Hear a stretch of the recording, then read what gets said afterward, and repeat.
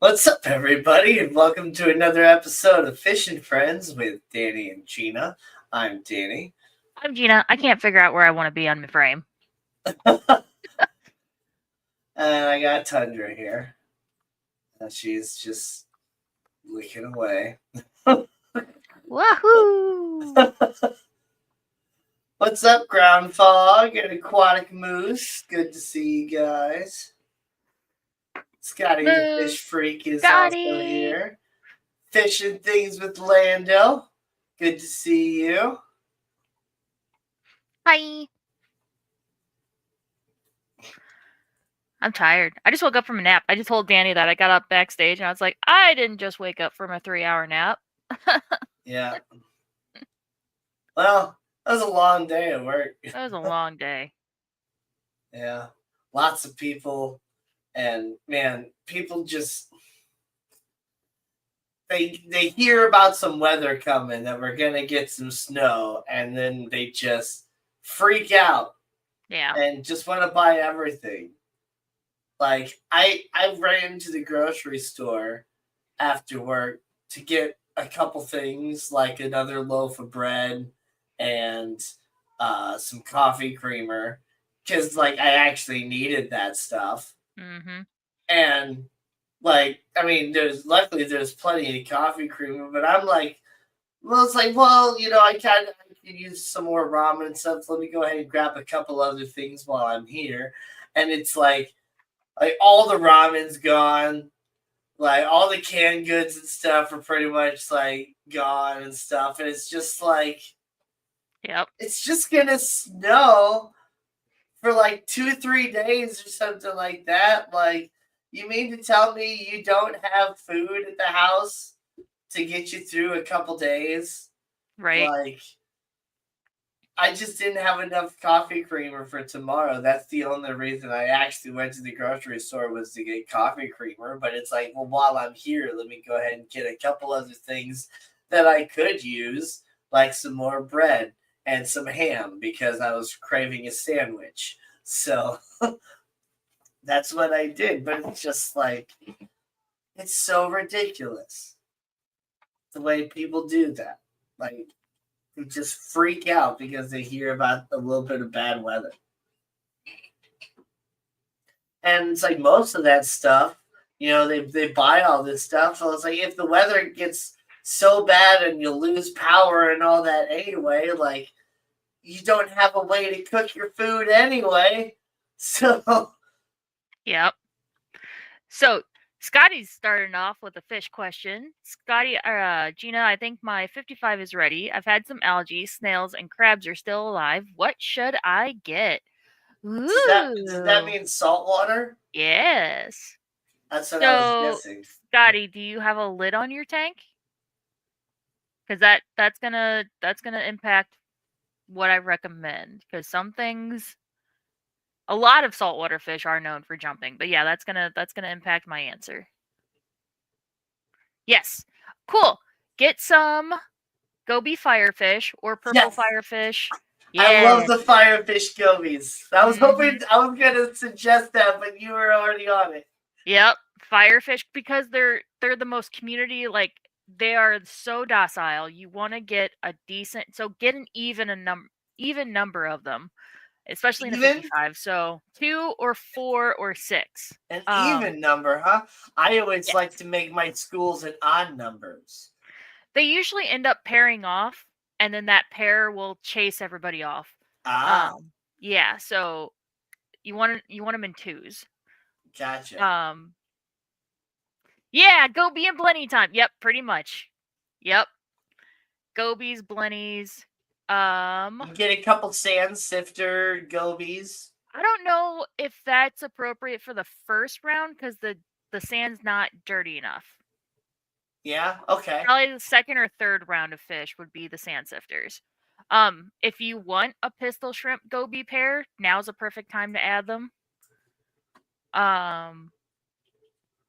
And then I always like royal grandmas are always nice. Yep, royal grandmas. Because you can't get purple fish like this in freshwater. Nope. But oh my goodness, look at that. Chalk bass lid are another really good one. But you can only, I don't know if you can, I don't remember if you can mix Royal Grandma basslets and chalk basslets, but chalk basslets are schooling. You can actually get a decent group of those. Yeah. Um, There's also the Royal Dotty back, which is a little bit different. you want But one, I like the Royal Grandma because it looks more like a tiny cichlid. yes. And if you like cardinals, so Bangais or pajama cardinals, or do a little mini school of both. Now's the time to add like your docile schooling fish. The pajama cardinals are really Yeah. cute with their little pajamas. Yeah, I call them frankenfish. It looks like somebody took two different fish and like Right. bound them together. Yeah. Like the front is almost like a black skirt tetra, and then the Uh-huh. back is like something else. Yeah. Yep. What was the blenny with the feather on its head? That's the fire or the blenny with the I suppose it's on your screen because I'm on live aquaria on my screen and I'm not sharing. It is very exciting. Ian, weigh in. Scotty's gonna do his first round of fish in his 55. He already has hermit crabs and snails and they've been A doing good, and he's blenny. got some algae. We weren't looking at a blenny, we were looking at a goby. Yeah, the firefish goby. The firefish goby. That was my first thought because a lot of people call that antenna on the head a feather. That was the very first one we looked at. Was Yeah. a firefish goby. There's also the purple one. Possum wrasse would be cool too.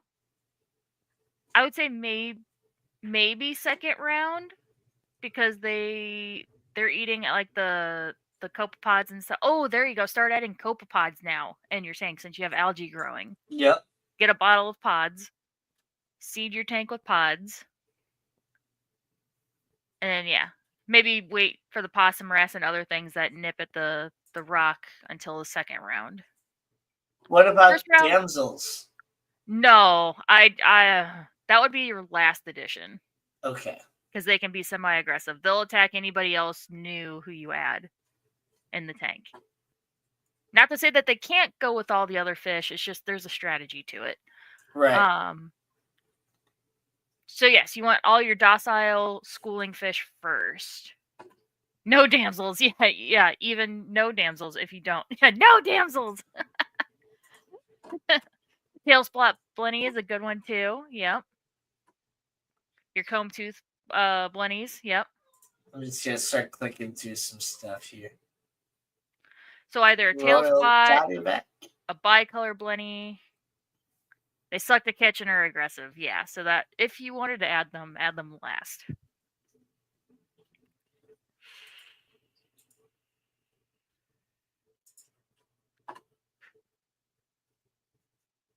Oh, I was gonna say like a Midas blenny would be really cool in a 55. Canary blennies. Are all of these coral friendly? Yes. All of these are coral friendly. Are you wanting to do corals, Scotty?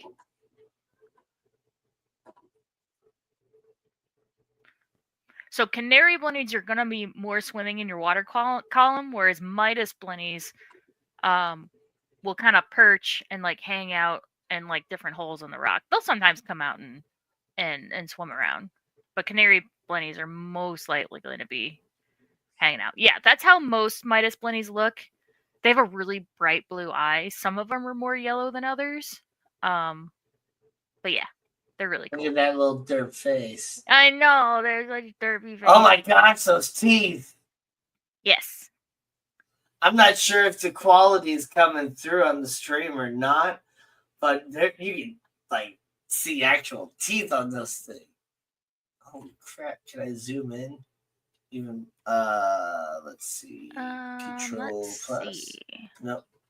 Let's not do that. Maybe add like a fairy wrasse the second round. Ooh, lyre-tail anthias, second round. Second round for lyre-tail anthias. Yeah, I would add all like your scaredy fish first.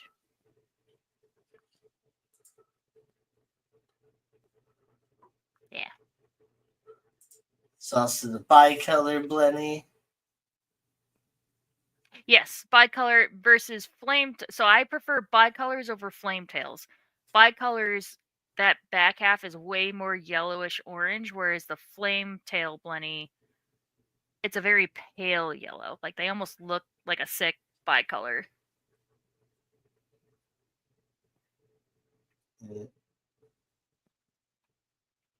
I just want you to fill up your 55 with nano fish. Just all the nano fish. Oh, yellow clown gobies. That's such a good one. And it's a cheaper one. They're not too expensive. And they're school also. I actually had 4 of them in my 40 gallon before I had my mini crash. Look at this one. Yep. Oh. Adele, hello, hello. Vinoxky, hello, hello. Adele! Hi, Adele. Ian, what's up? I'd be careful with the croucher gobies. Or the war paint goby. They don't move around a whole lot. They more perch and they hide. Or the green clown goby. Oh, if you got like 10 Panamic barnacle blennies, oh my gosh. I'll visit you both. Aw, thanks, Adele. So back up. Round 1 fish. You start to confuse and excite me saying the second round. Yeah. So just like a freshwater tank, you don't want to fully stock your tank all at once. You're going to have an ammonia crash. So you want to add slowly, just like you would a freshwater fish. So yeah, in a 55, I'd add, I don't know, no more than like 10 fish. A pair of cardinals would be cool. I would say in a 55, probably at least Flame Scooter 4. Blenny. Yeah, I love these. A lot of people call them ruby red dragonettes. I have a red scooter blenny in my tank, and so it's not quite that red. It's not all red. It's kind of patchy. So it's a mix between a ruby red dragonette and just a regular scooter blenny. Oh my goodness! Look at that face. Yes, I think that's a court jester goby. I think no, that's different. It looks very similar. It's got a little smile. Oh my Where goodness. can I get a proven pair of cardinals? Pink scooter blenny. A pair at least, yeah, Scotty could breed them. Find your local saltwater club and see if anybody has. So sometimes just hobbyists will have cardinals and they'll just be breeding in their tank. So yeah, talk to people. I think there's a saltwater club up there because they came to the Clash in 23 and they were asking me about it.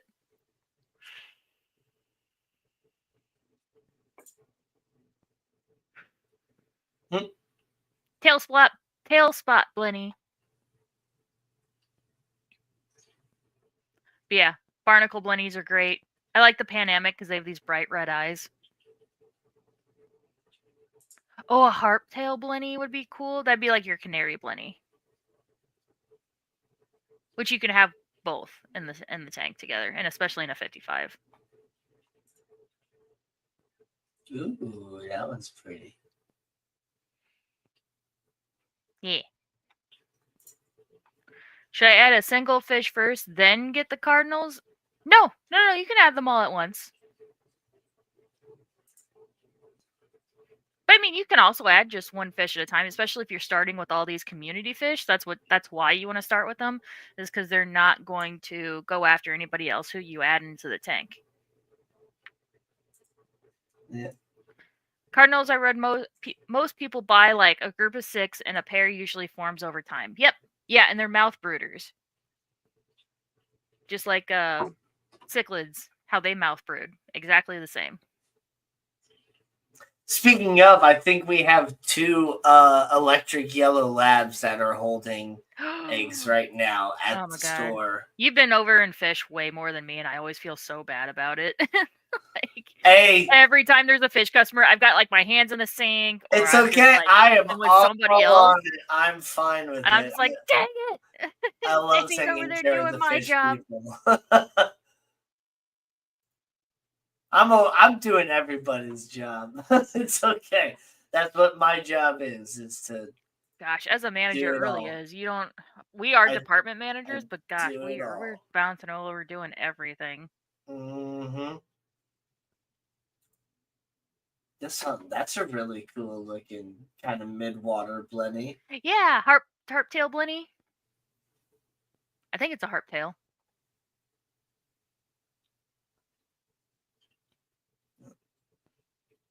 Anyway, lots of Yes, cool stuff. blennies and gobies.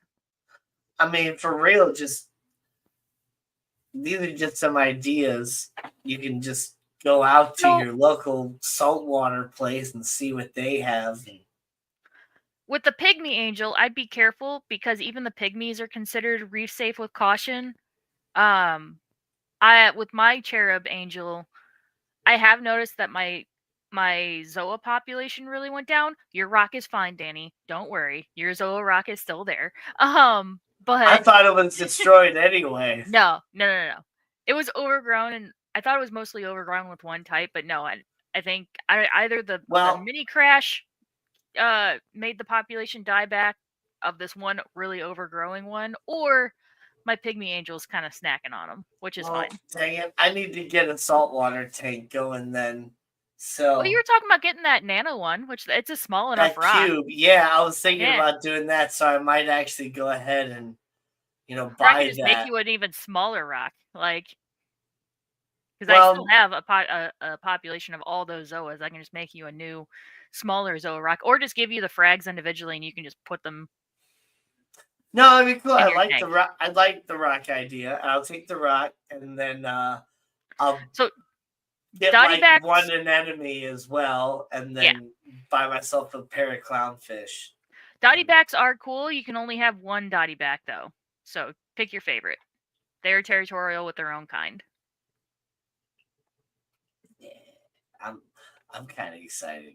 Um, though I'm also nervous about keeping corals. Though in a Nah. pinch, can't you just feed corals like fish food? Yeah, like pellet fish food. Yeah, you could. Because I've actually done that at the store. There was this one like coral, and or maybe it was an anemone. I don't remember, but it had its like mouth open, and so I took like a pellet and I dropped it like right on top, and Yeah. I'm like, oh, I mean, it's great if I can get some orange skunk clowns. They are great at taking care of their anemone. You'll see them catch the food and run straight to the anemone, and you'll see it go like drop the food right into the anemone's mouth. really? They'll Yeah. feed the anemone. Uh huh. Nice. They're so good at taking care of their anemones. Yeah. Nano gobies and shrimp are great for nano tanks. Yes, but he's got a 55, which I mean is like just technically outside of the range. I'd say 40 and under is technically nano in saltwater. 55 is like skirting on that line. Where do you like to buy online? I have bought from Live Aquaria before, which they have a really great arrive alive guarantee. Um I have also bought corals from Corals Anonymous. Live Aquaria. Ooh, look at that purple tank on sale for $182.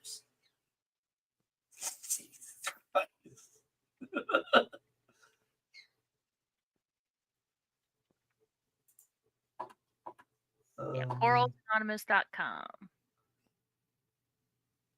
I know they started branching out into inverts. I don't know if they have fish yet. I'm looking now. Oh, they have abalones. Abalones. Where's their little menu? did I still have a feather duster in Yes, your? I think so. I'd have to look again. The algae on my tank is so bad I can't hardly see in it. Yeah. I was doing water changes yesterday on I think I was working on the cichlid system. So I think okay, sorry, branching off. I googled it. I think that black stuff is red green algae or blue green algae. Yeah, it's another type of Yeah, cyanobacteria. because it can be red or black like that. Yep. So, yeah. Anyway, so I was working on the cichlid system, and a guy comes over. He's like, "Hey, no rush. I just need some feeder fish." I was like, "Yeah, no problem." He goes, "And then whenever you're done, you can come to my house and do that with my tanks." I'm like, "Dude, I need to do that with my own tanks at home. My own tanks, you can hardly see in them because there's so much algae." Like, Yeah. I don't know why I thought it was a good idea to bring work home with me. And he started laughing. Yeah. Yep. 55, I would do a flame angel and various chromis, maybe a dwarf tank. So again, with the angel, I'd be careful because he does want to do corals, and angels are reef safe with caution. A cherub angel would probably be your best bet because flames are a dwarf angel, not a pygmy angel. They are a dwarf angel, but the bigger you get, the more likely they're going to go after coral, especially soft corals. They love zoas. So with this 14-gallon cube, I'm pretty sure that's what I want to do, because one, with all that like built-in filtration, that's great, and then I'll buy the little protein skimmer and all that too, and get that running really good. And then with the amount of coral that you've already gathered up for me, and I bought from you from the auction at one time, and just all this stuff, the amount of coral that you have in your tank that is technically mine, that's enough to actually fill up that little 14-gallon cube already. Easy. So I know I want to get some emerald crabs just to kind of have those to make sure I don't have any like adaptation or anything like that. Well, emerald crabs more go after like bubble algae. So I was gonna say, Scotty, if you're already starting to get some algae on your rock, get some emerald crabs. That's the perfect time to add those. I would start with like 3, because you don't want to add too many at once. Because if you add too many and they kill, if they decimate the algae population, then they're gonna starve. So I would start with like 3 or 4 in a 55. Yeah. See, I want to do some emerald crabs. I want to do some snails, of course. Maybe a couple hermit crabs too. Oh, a lot of hermit crabs. You'll probably have at least 12. Like, so 6 blue legs, 6 red legs. Yeah. Okay. Yeah. Hell Oh yeah. Hermit crabs are like the bloodstream of a tank. Like, you need a solid cleanup crew, especially in a nano tank. Okay. All right. And then, so yeah, I want to do like one anemone and a pair of clownfish. Cleaner shrimp are also cool. Yeah, I would add those. Yeah, you can go ahead and add them with your first wave of fish or your second wave. Yeah. Is there anything else I could put in there? There are snails that only eat the cyanobacteria, but I can't remember. I read that ram's horns apparently will eat cyano, but the cichlids will eat them. So, especially if we start getting some of those larger ones, like the 3-inch ones, they're gonna decimate them. Because I think I have some ram's horns in my 10-gallon here at home. But yeah, if I go with an anemone and clownfish, is there any other sort of fish that I would want to put in there, or would I just want to kind of stick with the clownfish? I would just stick with the clownfish, because the clownfish, when they grow up, especially the ocellaris, their territory is about the size of a basketball around that anemone, which is about the size of that tank. I mean, you might be able to do some like Panamic barnacle blennies, like the really nano stuff, maybe like a the cleaner goby, the blue line, the neon blue cleaner goby. Okay. Yeah, you're not gonna the clownfish are gonna be the main fish that you have. Well, yeah. I'm just wondering, like, yeah, I can get one of those the neon blue little cleaner gobies, and then could I also do like one of the little barnacle blennies? Yeah. Probably 2. I would say like 2 barnacle blennies. Okay. I would love to have a little barnacle blenny. They're just they're so cute. freaking cute. Because they're mostly going to hang out on the rock. And they're a little sassy too. So I feel like they'd be okay growing up with the clowns. I have a piece of barnacle too. Yeah, they'll find any hole in the rocks.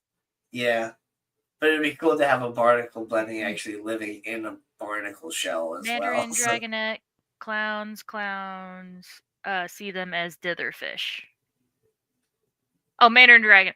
So not in Danny's nano tank, not the 14-gallon, but yeah, Scotty, if you want to add like dragonets, that'd be really cool too. I'd maybe do the second round because if you had copepods the first round, they should spawn enough, give them enough time to really start culturing and settle in the rock before you add a dragonet. a dragonet would get too big for the 14-gallon. It's just I don't think there's enough space with them and the clownfish. It's not that they get too big. It'd be more of like a one or the other. Yeah.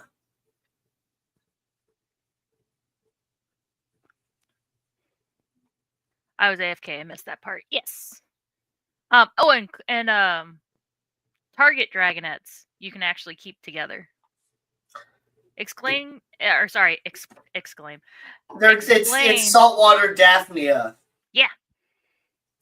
They're just little microfauna that live in your filtration system and in your tank, and they eat, the like single cell organisms and stuff that are also living in your water. They'll eat like, your green water algae. They'll eat, other stuff like that. And they're just part of your cleanup crew and just trying to maximize your microfauna in your tank, Yep. Make sure it's a captive bred dragonet. They are sturdy. Yes, so like ordering straight from Biota, like how Ian did. We are talking about two different tanks at the same time. Technically, I kind of interjected myself in the middle of it because Scotty, the fish freak, has his 55 that he's working on, but then also like I really, really want to get a saltwater tank set up, and so there's this 14-gallon like all-in-one tank that we haven't worked that I want to buy, and I was kind of thinking about what I could stock that with. So yeah. So yeah, Mandarin Dragonet would be good for the 55, but it would not be good for the 14-gallon that I'm also talking about.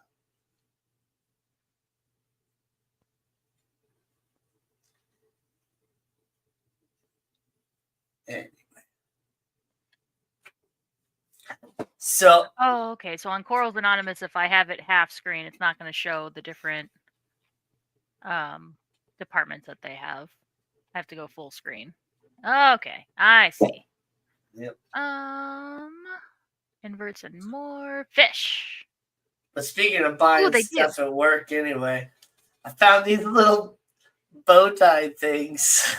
Yes. Sorry, one more thing. I'm gonna make a bow tie for my bearded dragon. So Corals Anonymous does have fish, and they have a lot of those starter fish I was talking about. So the Goby Firefish are actually on sale. They're 60% off right now. And the Flametail Blenny is 60% off right now. Nice.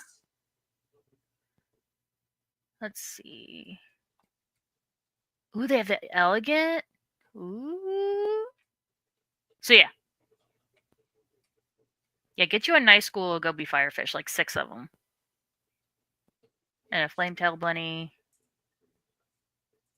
Yeah. So, if you were going to get one of the anemones that we carry there at Petco for the 14-gallon, which one would you get? The bubble tip. The bubble tip? Yep. Because they're more notorious for splitting, but because of that, they themselves don't get huge. Long tentacles are notorious for just getting larger and then splitting and getting very large. So on a nano, I would say a bubble tip. Really? Yep. You see, I was looking at the one, I think it was it's like the Haitian one or... So Haitians are also Condylactus. Clowns don't usually host, or at least Ocellaris clowns don't usually host Condylactus. They can if that's their only option, but they don't usually. And the Condylactis has a much stronger sting. Yeah. Okay. Yeah. You see, I've seen those bubble tip anemones just like spread like crazy. Yeah.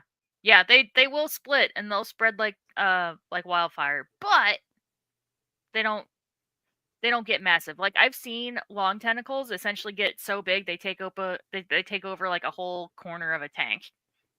Yeah. Well, Not saying it can't be done. the bubble tips that we have at work are not happy. No, and it's because I'm making my way down the fish wall. Like I've gotten like three. I've gotten 3 sections, I think, pretty well taken care of. Yeah. Oh my god. I did the glowfish yesterday and I tested the phosphates. So I shelf pulled the API Reef Master test kit because it's the only one that has a phosphate test in it. I put the 5 mils in the bottle. I did the test 1. I did test bottle number 2, and it instantly turned dark blue. Instantly. It's supposed to sit for 3 minutes for you to get the accurate test level. Off the chart immediately. I was like, okay, that's why that's there's so probably much what's algae. going on. Yeah. Yeah. So I shelf pulled some of the Fluval, the canister media, the clear AccuClear because it has phosphate absorbing resin in it. So I put that in the sump. So hopefully, I meant to test it today to retest it to see if it went down at all, but I'll test it tomorrow. So that way it has 2 days to kind of sit there and absorb. But oh my, it's just instant dark blue. I was like, oh. So, if you saw me doing, I don't remember if you came in yesterday and you saw how much water I took out, but I definitely did like a 50% water change on that system. Yeah. So you were saying Ocellaris clownfish. What's the difference between what's another type of clownfish or whatever? Maroon or a Clarkie. So maroons, tomatoes, Clarkies, those. So clowns branch off into 2 families. You have like your Ocellaris family, and I think something else, and then you have like your tomatoes, maroons, and all that stuff. The tomatoes and maroons and stuff are very, very aggressive, and they get larger. Yeah. So the little bitty maroon guy. Yeah, you don't want to get him. I know. And Percula, yeah. Yeah, Percula. Okay. Yeah. All right. I think Perculas are mostly still wild caught, if I'm remembering right. I could be remembering wrong, though. Okay. Well, then I'll just find a really cool pair of Ocellaris clowns. Yeah, wait until I get a decent size or decent group of assorted premium Ocellaris, and you'll find some cool ones in there. I'd say maybe we can find some stormtroopers or something. Right. That'd be fun. Or just some black clownfish. Honestly, I just want some some black. The black clownfish are Ocellaris, so yeah, that'll work. Yeah. Yeah, the black clownfish would be cool. And honestly, I do really like the bubble tip anemones if they're happy. But yeah, so that's what I noticed is all the Condylactis type anemones that have the longer tentacles, those seem to be doing okay in their tanks or whatever. Whereas, yeah, those bubbles, they're just like not happy at all. They're not dying, but they're just not happy. Didn't we just get those bubbles in? I feel like, didn't I order? We've had one that has just been in there for so long, and so I thought, well, maybe it's just not happy in that tank with that light or whatever. So I moved it into a different tank, and the tank that was full of clownfish, thinking maybe it would be happier with some clownfish, and it didn't do anything. And then we only ordered 2 more, but they sent us 3 more bubble, so we got one for free. So yes. And so yeah, we have a total of 4 bubble tip anemones right now in one tank, but not a single one of them is open. Well, I was gonna say the new ones we just got on Wednesday, they're still adjusting. There is gonna be like a week adjustment period. Yeah. Where they're not gonna be happy. I guess that's true. Okay. But yeah, I am about to order new lights for the saltwater systems. I just looked them up right before I left to make sure I was gonna order the right one. I have them on my shopping list. Hopefully budget's resetting tomorrow, so I'll be able to shoot that order over. They did look like they had some really nice colors, though. Yes. Even though they weren't open, you could still see a little bit of that greenish glow to them. So it's like, ooh, I do kind of want to. Yeah, the bubble tip anemones are really cool.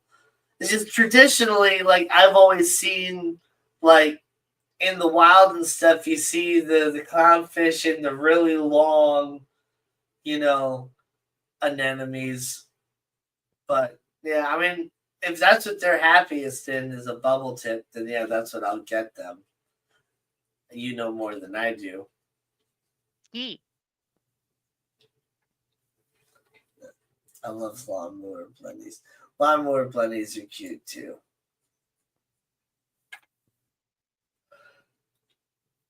Ooh.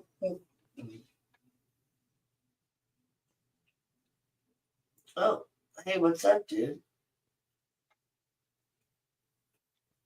Bearded dragon's coming up. There we go. I just realized I didn't have Google bookmarked on my bookmark bar. There we go. Yeah, I don't know what he's gonna think about the bow tie. So Scotty says, I love lawnmower blennies. Yes, those are really cool. That is a comb tooth. You only want one comb tooth blenny in your tank, even in a 55, because they're territorial with their own kind. So if you want a lawnmower, that's fine. You just can't get a tail spot. Midas would be debatable. But yeah, tail spot is another comb tooth blenny. Any of them with that square face, that square flat face, is a comb tooth blenny.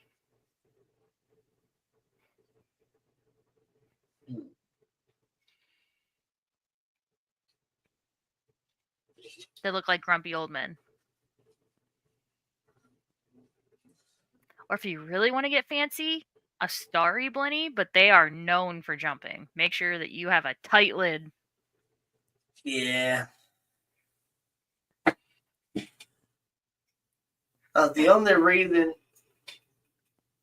I haven't already bought that saltwater tank is because I really already have so many fish tanks that I don't even have set up.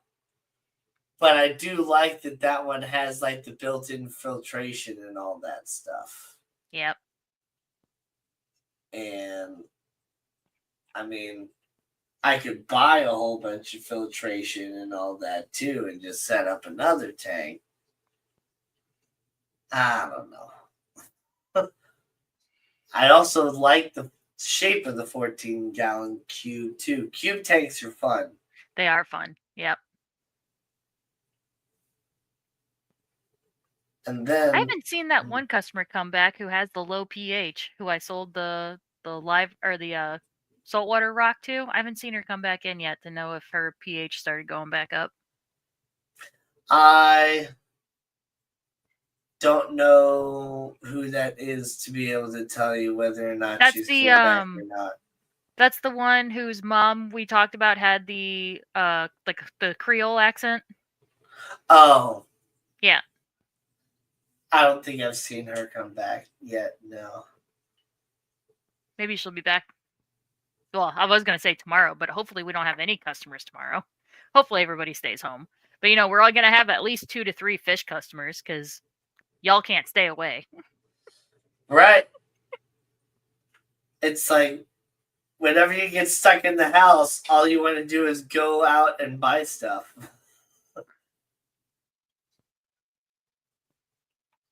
Yep. Yeah, one of the last worst snowstorms we had, I think we had like somewhere around 8 inches of snow. So very similar to this upcoming snowstorm. I was working at our current store. A guy called up asking what kind of tetras we had. And I'm like, well, there's too many to list. Is there a certain one that you're looking for? He's like, I'll just come up there. I was like, well, good luck. Be careful.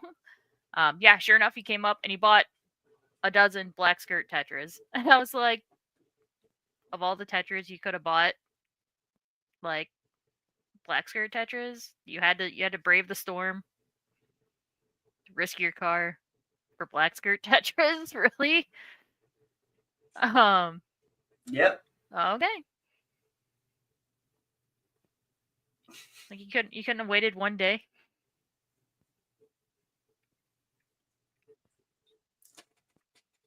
Wyoming has already gotten 4 inches. All right.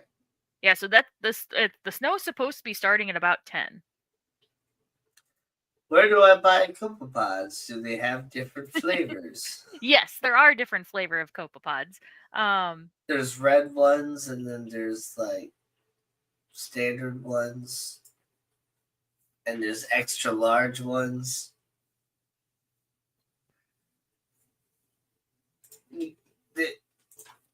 Sorry, MJ's Copepods.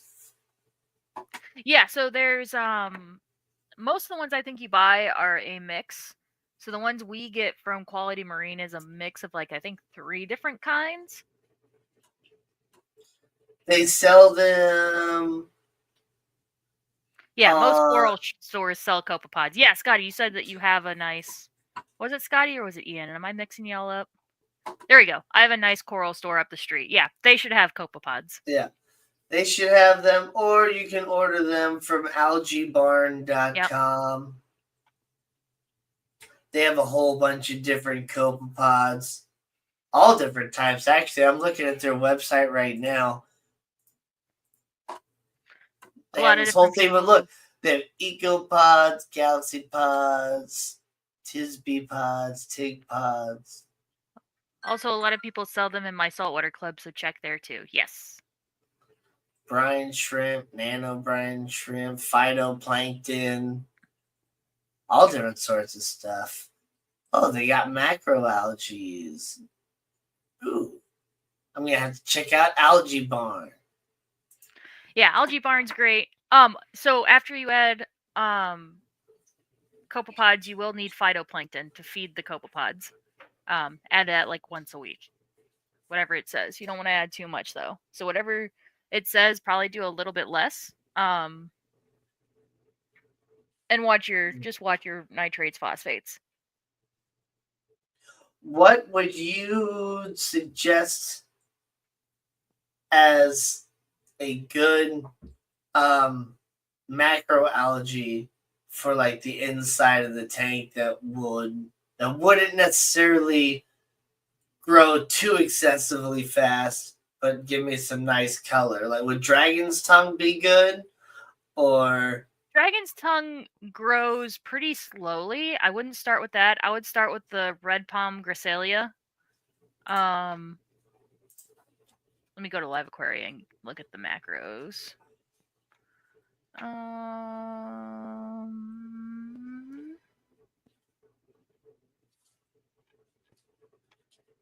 Oh my gosh, where are there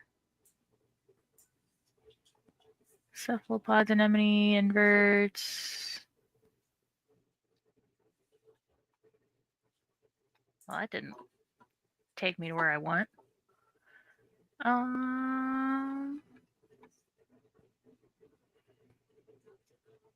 Do they not have any right now? Oh, marine plants, duh. There it is. Check your yeah, the red gracilaria, shaving brush. I haven't had a mermaid's fan before. I've been trying to order it at our store in years past, and they never send me one. I think that one sucks up calcium pretty decently, just like the Halimeda does. Halimeda. Mermaid's fan's kind of boring to me. What? I love it. Well, I mean, it's cool, but it's green and kind of looks like a big chunk of lettuce. Yeah. And I mean, I don't necessarily want that. That's not what I'm Yeah. looking for. But what else did you say?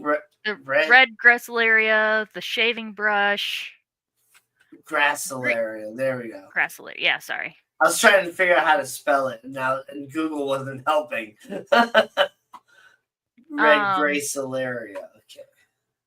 That one's Yeah. kind of cool. Let me go to Or Algae Barn. pom grease. Yes. Oh, there, yeah, that's what I'm looking for. Pom gracilaria. That's got some good texture. Yes. Macroalgae. Yeah, the ulva.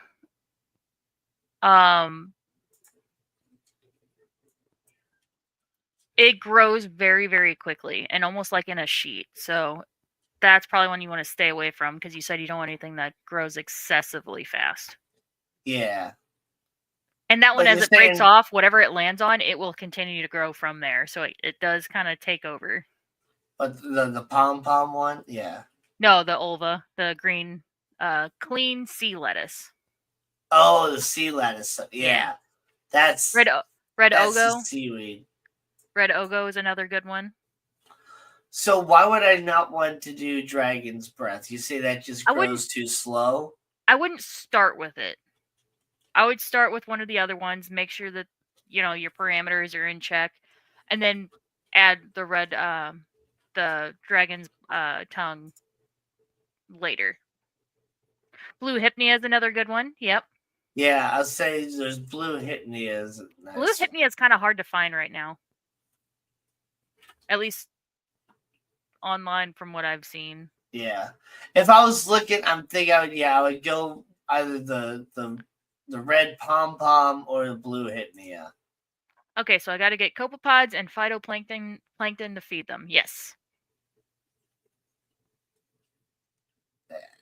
That's just the Asper angel. Oh, I know which one you're talking about.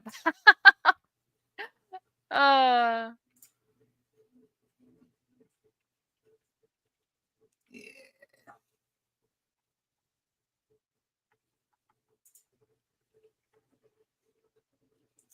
Or maybe both. So, yeah, the Asper angelfish is a full-size angelfish. That one is going to be way too big for your 55. That one needs to be in, I think, like a 200. Let me double check that. Let me fact check. 150. Yeah, they get a 1 foot 4 inches.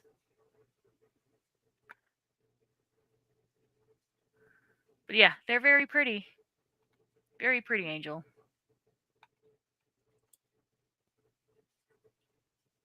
Maybe I'll get blue hypnea and red pom. There you go. That'd be 2 good ones to start with. And then, yeah, like put the blue hypnea in the middle, the pom to one side, leave an open space for your dragon's breath whenever it's ready. Look at the picture. It's just so nice with the red and the blue. So I'm just like, yeah, I need to get both. Yeah.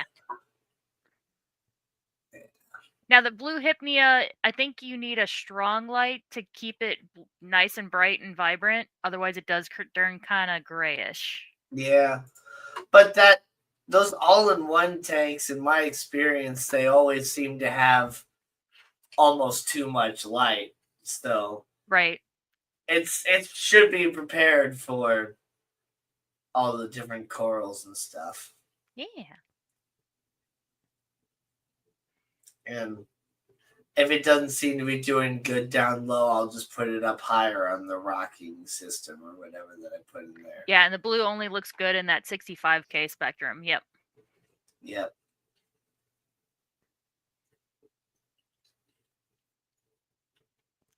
Yeah. I bought that little bitty clip-on Imaginarium light that you can use for a betta fish or whatever, for like the little nano aquariums or bowls. Yeah. I put it on my little 4-gallon bowl. Jesus, I got cat hair all on my face. Womp womp. Anyway. Scotty, you should get a jawfish also. Really good. Scotty, you should get like 2 or 3 yellowhead jawfish. Oh, they're so freaking cute. Yellowhead jawfish. They're so freaking cute.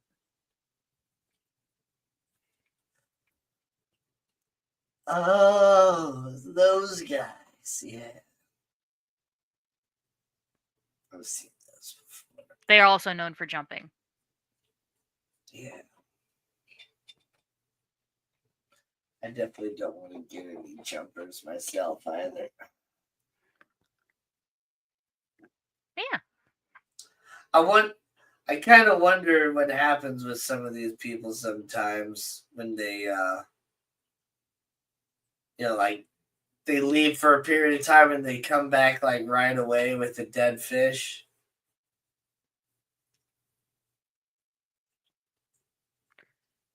Aren't they a sand dweller? They are, yes. But they don't sift the sand like the sleeper gobies do. They will make a burrow, and then they'll pop out and grab food whenever you feed the tank. But they're so freaking cute. Copepods are expensive on Algae Bar. Yeah, I would check out your local fish store for the copepods, and that way you can make sure that they're alive. Like, oh, yeah, Ian said it kind of earlier. He buys his fish locally from a local fish store and except for biota, and mostly orders his coral. I agree, because that way you can inspect the fish, you know exactly what you're getting when you get it from a local fish store versus online. Yeah. A flasher wrasse. Yeah. Pick out my fish locally too.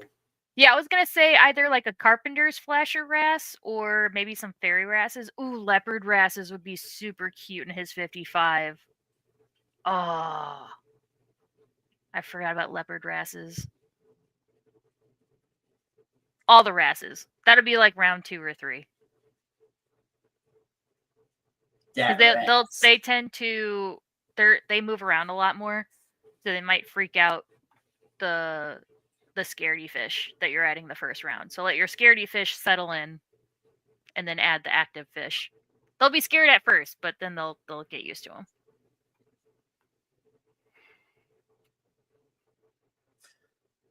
Good to know. But yeah, make sure your pods are alive. And yeah, ask your local LFS, because they might have like their favorite brand of copepods and their favorite brand of phytoplankton that they use in store.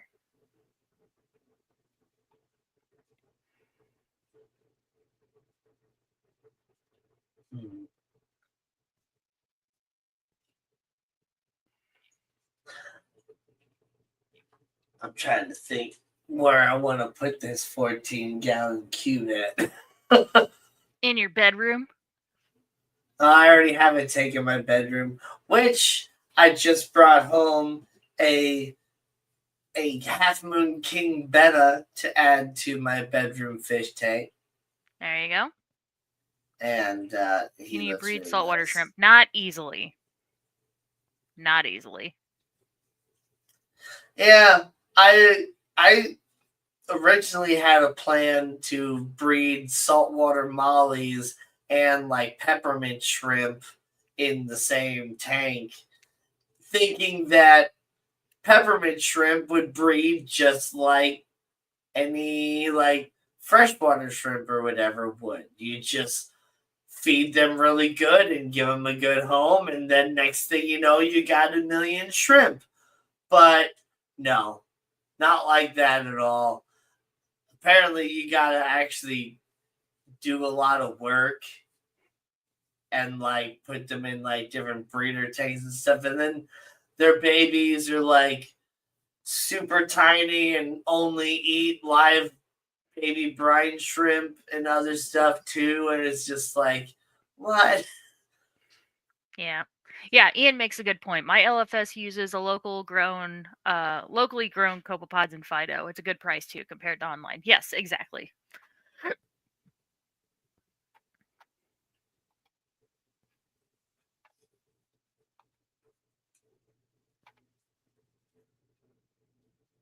Yeah, it's crazy that saltwater shrimp don't breed as easily as freshwater shrimp do. It's more along the lines of like trying to breed a mono shrimp. Yep.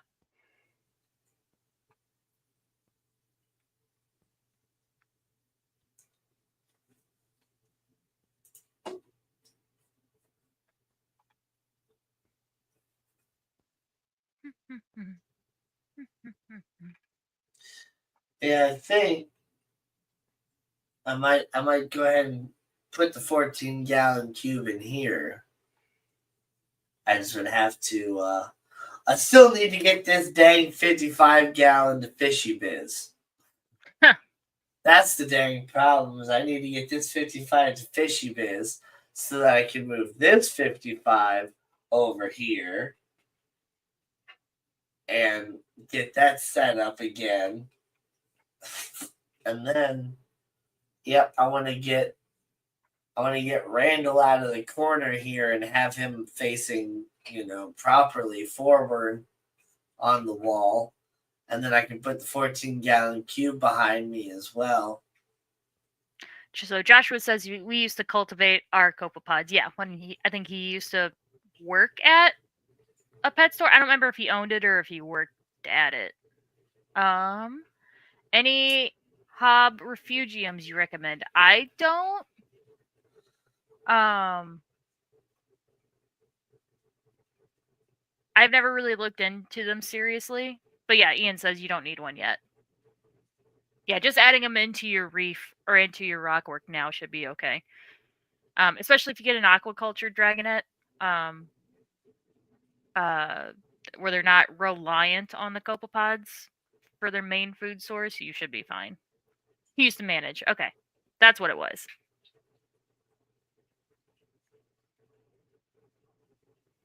Craig, hello. What's up, Craig?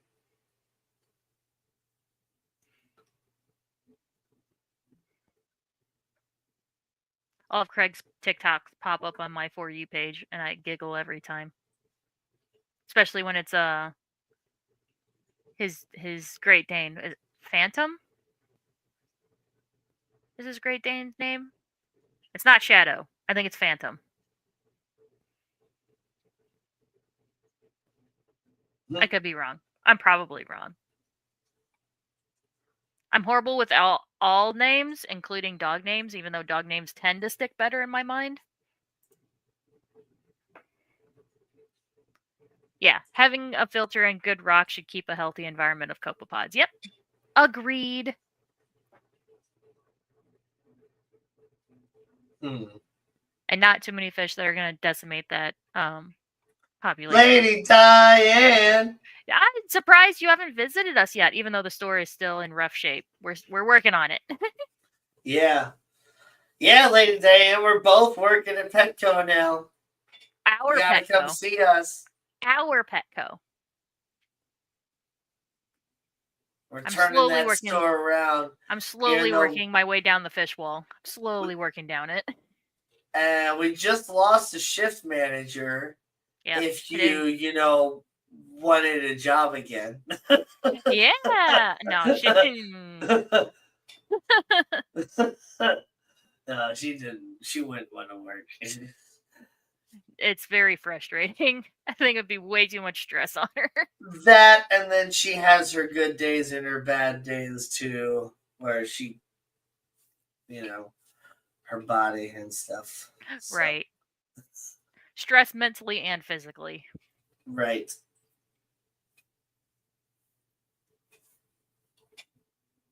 I just got a call from Petco last Wednesday, and she called me this morning to give me an update. Somebody left a box of 3 lizards on the counter with a note that said, "Won't you? Can't have them." But it says, "Don't cool. want, you can have them." Okay. Yeah. Yeah. Yeah. Yeah. See, I've had a lot of calls kind of recently, about a lot of people that wanted to surrender their animals and stuff like that. We've had a lot of people just bring in animals and stuff too.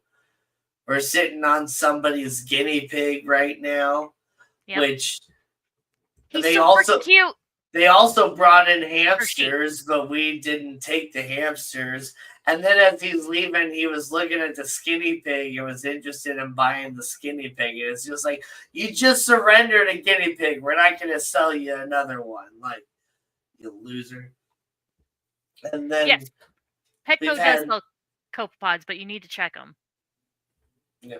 and then we've had, people call about wanting to get rid of their bearded dragon, and another person that was moving to Dallas and couldn't take their fish with them and wanted to surrender an entire 5-gallon full setup with the betta fish. And I don't think she ever dropped it off because I didn't see it there today. And she was saying that she was going to drop it off on Thursday or whatever. And so I guess that never happened. And Yeah, that whole setup, I would have offered. I would have told him to go to Malawi. Like try Malawi, even though he doesn't have a lot of space either. Well, I figured we could just kind of reorganize those frameless tanks and set it over right near on top of those tanks next to the koi tank. Yeah. For the time being, just like that's because that's where you had another betta tank set up for a while when you actually had like a little display betta tank. I did. So I figured if it was just to plug in a heater and a little filter and a light or whatever, we could plug it in over there real quick for the time being for a few days until somebody took it home. But don't sit on guinea pigs. they don't appreciate it. No. She's super cute. She's like I love the gray guinea pigs. They're so freaking cute. Like a little salt and pepper one. Yeah, and it's got white on his face. It's like a little horsey. She's so freaking How cute. about hang on the back protein skimmer? Nothing wrong. Oh yeah, because he has a hang on protein skimmer. Yeah, that's not bad.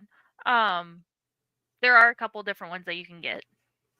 They actually on how you want it set up. They actually sell. It's too small for your 55, but I saw this. We have it at Petco. It's made by Aqueon. I think it's labeled as Coralscape, but that's just the saltwater version of Aqueon. It's a hang on the back filter with the built-in protein skimmer, and it's got like an aerator control and all that too. So I think that's pretty sweet. It's rated for up to like a 30-gallon tank or something. So Joshua says they were dwarf agamids, and she followed my instructions, and they are fully eating now. Nice. Skipper, hello. Yes, Skipper. Ian, for hob skimmers, I like the tunes. I have heard a lot of good things about the tunes hob skimmers.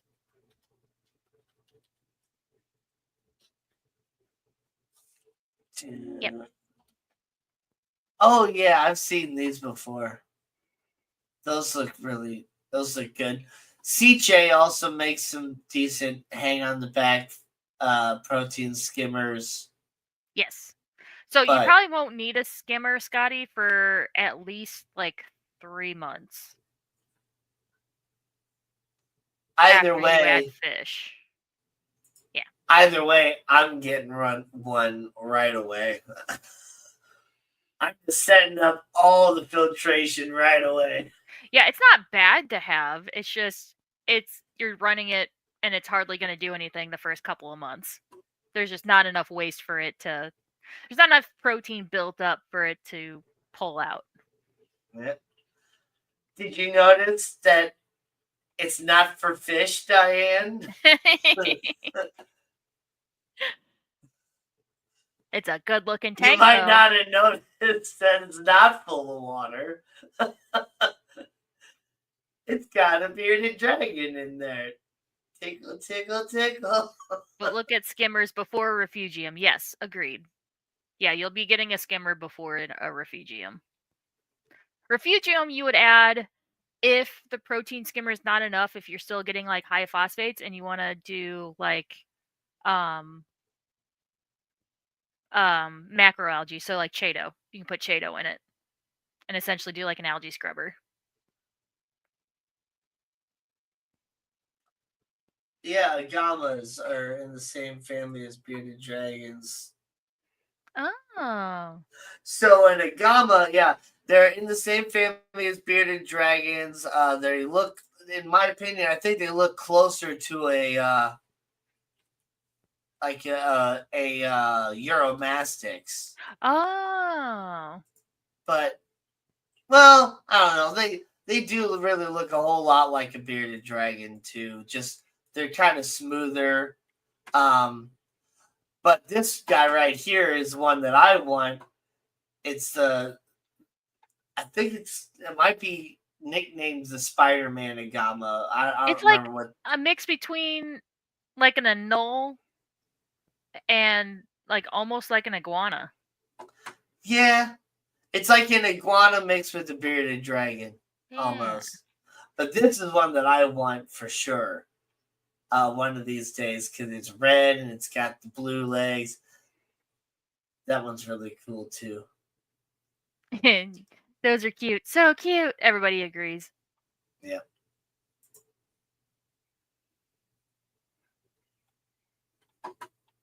Are agama lizards poisonous? Jeez, people ask the dumbest questions sometimes.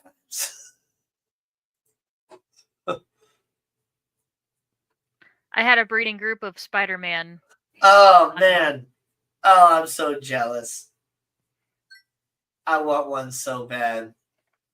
Spider-Man agama. I've never seen one before, so that would be one of those lizards that I would have to order online. And maybe one of these days, maybe 10 years down the road, and after this bearded dragon's no longer with me, I'll order an agama instead. So in like 12 to 15 years. Yep.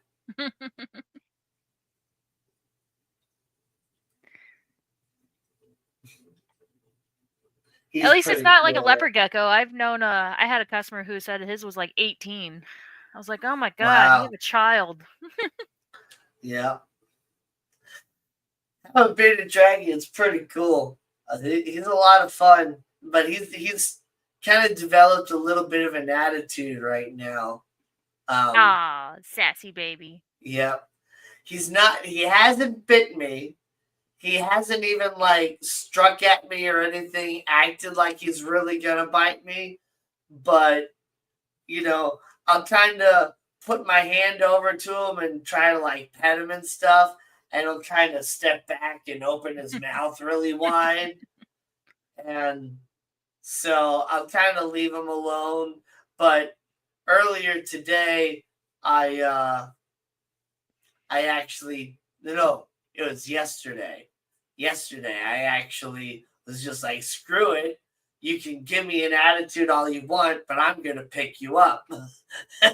And so Yeah. sure enough, I went and I picked him up, got him to kind of calm down, and then he was sitting there in my hand and I was holding him, but I was trying to get myself to calm down too, so I'm not sitting there like shaking with adrenaline, and so that we were both good and calm. But I didn't want to sit there and hold him too long and stress him out or anything like that. So it's all about doing it, in little waves and all that, getting him used to being held, understanding that there's nothing to fear from my hand going in there and grabbing him. I'm not going to try to eat him or anything like that. And I'm not going to cause him any harm. And then he'll learn and he won't be so scared of me anymore.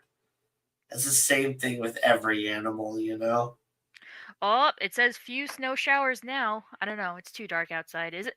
Diane, is it snowing right now? We all live in the same area. It helps Sorry. It helps to have a front opening for handling as predators attack from above. That is true, and that's why, I just set up a 40 gallon because that's what I have, and the next tank that I get for him when he gets bigger will be a front opening enclosure for sure.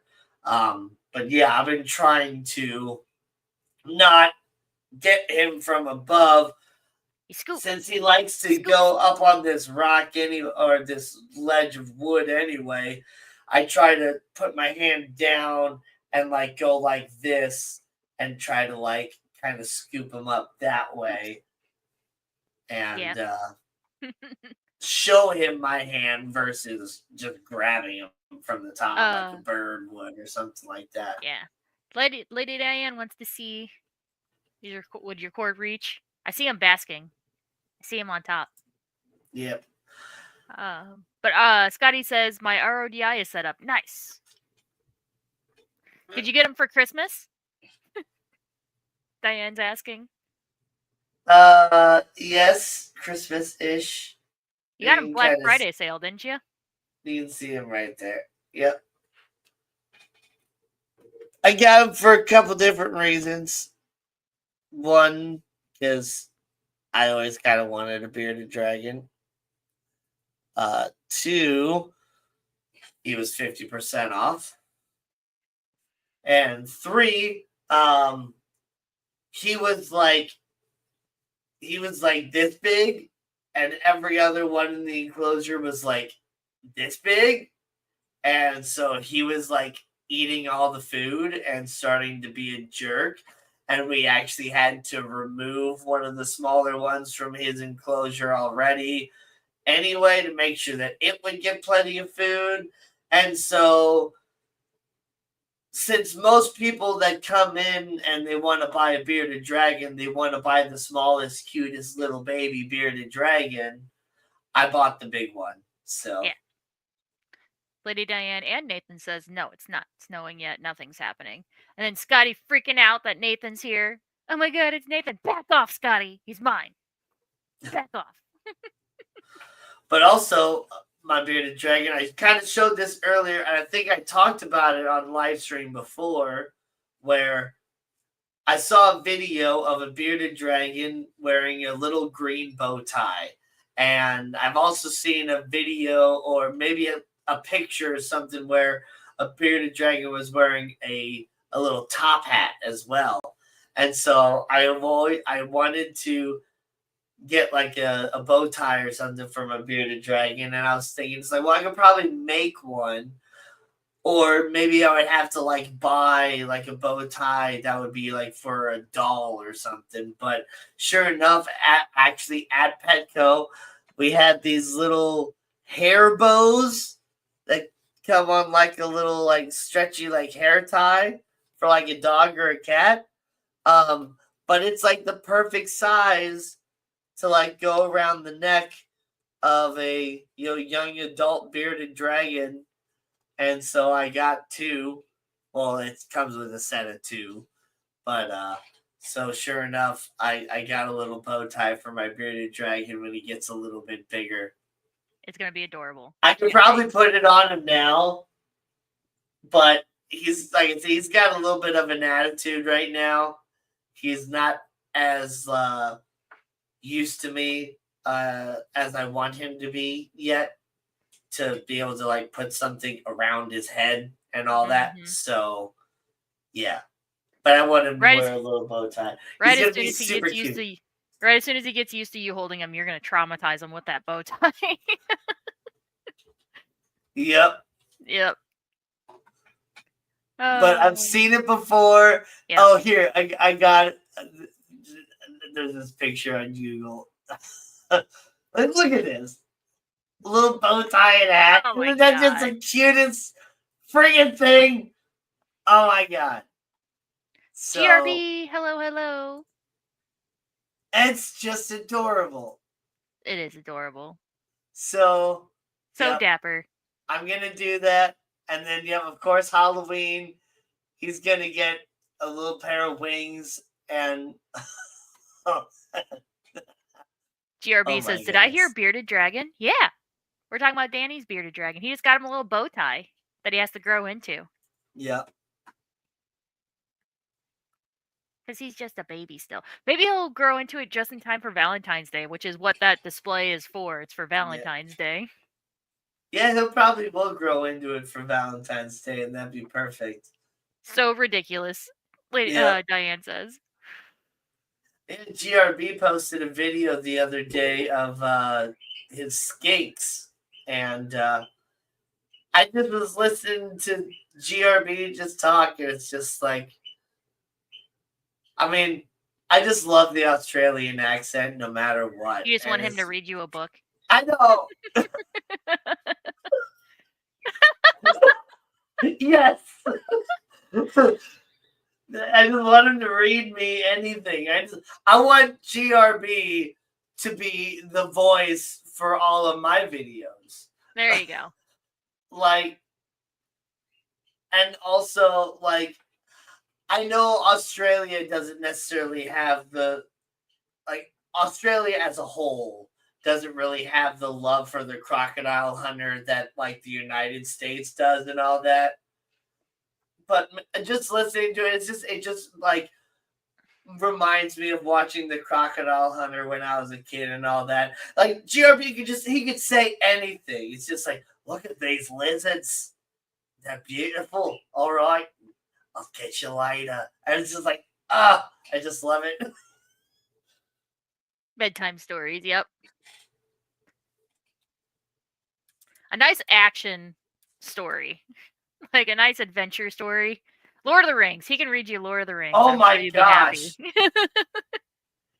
He would be the best author for Lord of the Rings. And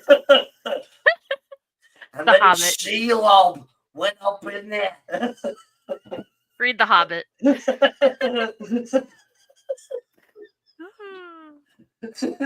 Any story. He's laughing. He thinks it's hilarious. Oh, man. Oh my gosh. But yeah. I did order some stuff off the TikTok shop this week. I ordered I've been seeing the air filters. You see the ads for them on TikTok. That's the like you blow out a candle and it instantly senses the smoke. Anyway, yeah, I bought 2 of them because I need air filters anyway for my house. One for the living room and then one for the basement. We're getting a dehumidifier for the basement also. And I think I got some makeup too that I'm still waiting on. It says it's supposed to be delivered Monday, but fat chance of that. Right? Yeah, I think last I saw it was in Illinois. So if it didn't come today, it's not coming till probably at least Tuesday, Wednesday. Yeah.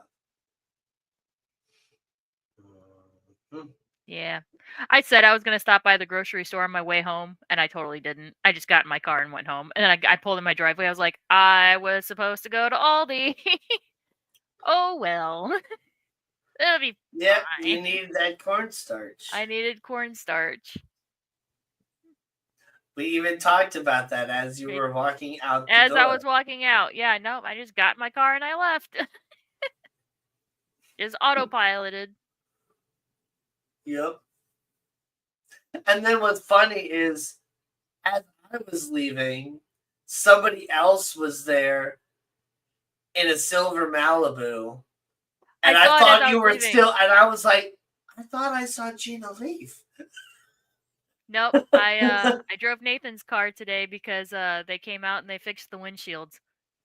Oh yeah, I don't think I talked about it on stream because I think it happened. I don't think we discovered it until after the Wednesday stream. But yeah. So you always hear how you shouldn't set off fireworks or set off firearms in the air because those bullets have to come back down. Well, Wednesday we went out grocery shopping and we came home and we noticed that on the edge of the windshield of Kane's wheelchair van there was probably like a 9mm bullet size just decimated crater in the corner of the windshield, and it had started cracking. So we're like, cool, great. I bet that was a bullet. And yeah, and I already had a crack in my windshield of my car, so Nathan called insurance, and of course it was just under the deductible, so we had to pay out of pocket for it. But yeah, I drove Nathan's car so that the windshield guy came out and replaced both windshields today. Yeah. But yeah, I was when Gina told me that story at work today, I said, wow, like you hear about that happening, but I had never known anybody that actually had that, happen to them. Yeah. What's nice though is that it was still drivable. Like it didn't happen in the middle of the windshield and cause it to like spider out. So if if it was a day where I had to take Kane to like a doctor's appointment, I still could have. Because you could still see out the windshield, but it just sucks. Because in the wintertime, it was just gonna get worse. The cracks Oh were gonna yeah. spread. Oh yeah. Whole Foods order scheduled for 10 a.m. Fat chance of that happening. That is Yeah. so not happening. But then it's just like, yeah, and then I started talking about how, like, I don't really understand how, like, why people just want to shoot guns and all that anyway. Like, and I was just like, we need to start a new movement here in St. Louis, fireworks, not firearms or Yeah, but whatever, fireworks cause damage too. Like, They do, but not as much as bullets necessarily. So oh, they could potentially cause more, I guess. yeah, it could But catch a then house on fire and decimate but then everything. one of the coworkers was all like, not everybody's got that sort of money or whatever. And I'm just thinking to myself, like, with the cost of ammo nowadays, like, fireworks are so much cheaper than shooting your guns. Yeah. Dude, yeah, we were just at Cabela's the other day and we're just looking. You just browse around, look at everything, and we're just like, Nathan's like, God, the cost of ammo is shot up so high. Yeah. Yeah. Oh, Diane says, I have some come quick, talking about the cornstarch. We're not desperate. I think we'll be fine. Plus, I think you're further away than Aldi is anyway, but Yeah, now Aldi's Aldi's closer. closed. So Yeah, it'll be fine. Even if the store doesn't open tomorrow, even if the store doesn't open tomorrow, I'm still planning on going up at some point to take care of the animals. So yeah, I used to write Tolkien-inspired D&D quests in the 70s. Nice. yeah. Must have spent so much time writing D&D quests, and I suck at dungeon. Yeah, you have a whole box full. Wow. The 70s was a very good time. Yep. Hawaii, everything is so high. Yeah. Yeah. Once driving in the desert across Australia, nothing for miles. I hit what looked like a basketball sized rock with my windshield. Ooh, that sucks. Baseball size rock. Oh, baseball. Sorry. I said Yeah. basketball. Yeah. Baseball. That's deadly. So, Nathan's uncle on his mom's side, so his mom's brother, is a truck driver. And yeah, he says he nearly like caused a huge pileup because he was just driving and a turkey decided to not fall because they don't fall, but like glide down from a tree right in front of his truck and I think was embedded in his windshield. Those guys are like flying bowling balls. Like turkeys are solid. Yeah, almost took him out. Still Oh no idea yeah. what it was. Wasn't But there a probably a huge giant spider. yeah, wasn't there just a fireworks explosion in Hawaii? I forgot about that. That's why you mentioned Hawaii. What, like recently? Yeah. I think around New I Year. don't Yeah, for watch New the Year. news. I think there was a huge fire that was started. I remember flipping through YouTube on New Year's Day and seeing stuff about tragedy this and tragedy that. And I'm just like, there's always tragedies. Yeah. Yeah, Nano, hello. I just try to avoid looking at that stuff. Look it up. It was nuts. Was it at like a resort? Did like a resort's firework display explode? I don't know. Let's see. Hawaii firework explosion.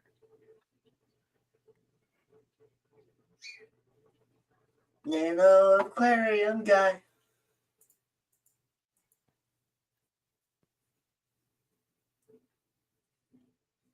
Oh, it was in a Honolulu area neighborhood, so it was not at a resort. 3 dead and injuries of at least 20. Ooh, that sucks. Mm. Here, let me share my screen. It just shows the house, the aftermath of the house.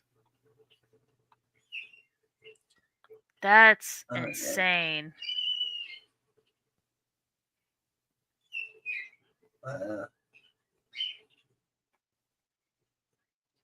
No, some dude's house. Yeah. The grill is fine. Yeah. That grill looks pristine. Sorry, I shouldn't make jokes. That sucks. Oh no, that is terrible. That is terrible. Sorry, I cope with humor. I'm so sorry. I cope with humor too, but yeah, I mean, yeah. See, here's the thing though. It's like I say, you know, I always try to, be careful. We all always try to be careful, but like accidents just happen sometimes. Sometimes you think something is gonna be okay, and you light the firework, and by the time you light the firework, you fully thought it through, and you're like, wait a minute, that's actually not a good idea, but it's too late, and like everything just kind of unravels and happens. And I don't remember exactly what happened, but we were shooting some fireworks up for 4th of July this past year at my aunt and uncle's house, and he had the little like the little cardboard tube thing to shoot out the mortars, and he set it up and he put it on top of this. I don't know, he put it on top of something instead of just putting it on the ground. And once it like launched the first like mortar straight up, it fell over and pointed directly towards me, and it fired the mortar directly underneath me, and I was sitting in a lawn chair, and it exploded like behind me in a bush and underneath me, and just started just blowing up all over the place. And it's like it all just sort of happened so fast before we could even realize what was going on. And it's like in hindsight, it's like, duh, just put it directly on the ground versus putting it on top of something on the ground to where it's unstable. Yeah. But it fell over, and it's like we couldn't even like go and try to pick it up and grab it, because then it's exploding in your hand. Yep. So yeah, we had to go and get like a fire extinguisher or whatever. Or no, we just grabbed the hose just to make sure that the bushes and stuff were fully saturated as smoke was coming out, just to make sure that it didn't, end up lighting later on. But yeah, like sometimes this stuff just happens. Yeah. Like Diane says it was a cake. So like I guess one of those boxes. I actually one just of found those the video. sparkling cakes. So I just found the video. Apparently somebody was flying a drone just to catch, over the neighborhood just to see everybody setting off their fireworks. I don't know. Do you want me to play it on stream? It's just a drone footage of just the fireworks going off. I don't care. Okay. Viewer discretion is advised. It doesn't show anybody getting hurt, so obviously just so. Yeah, there it goes. Wow. Yeah, that is nuts. It's like they all went off at the same time. So yeah, something, it was not assembled properly, and everything just went off at once. Flash warning, by the way. Yep. Sorry. Once it starts going, like you can't stop it. Yeah, because even if you can't really risk spraying it with the hose, because what if you knock it over? And even that, these are waterproof fuses. Like they're meant to. You can throw an M80 in a lake when it's lit, and it'll blow up in the water. Like, yeah, these are specially made fuses to, that are waterproof. So, yeah, you can't stop it.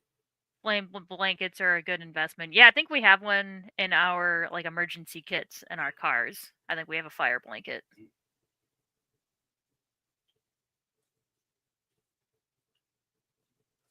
Most of them exploded on the ground. Yeah, it looked like it. Sorry, I think it is a terrible waste of money. Oh, it is. You're literally $2 setting million money on fire. fireworks. Oh yeah. You're literally setting money on fire. Yep. Yeah. Gosh, that's what's crazy is the display that they did this year wasn't as big as it was the year prior, I feel like. But even so, there's this one family that like has some people over, and they like collectively have like the entire block like get all the fireworks together, and they just shoot this really big old display. And it's just like, even so, like they had to have spent thousands of dollars on these fireworks. And yeah, that's just, to me, it just seems like a waste of money. But I mean, I like to shoot off a couple. It's fun to shoot off a few. But I like the sparklers. Like I like the little hand sparklers or the little fountains that you can get. Like, yeah, yeah. I like the little smoke bombs. Those are fun. Yeah. But I think my favorite ones are just like the little ladybugs, where you light them and they spin around really fast and they shoot up into the air and scream. Yeah. So that's a no for fireworks for New Year's Eve. Yeah. Yeah.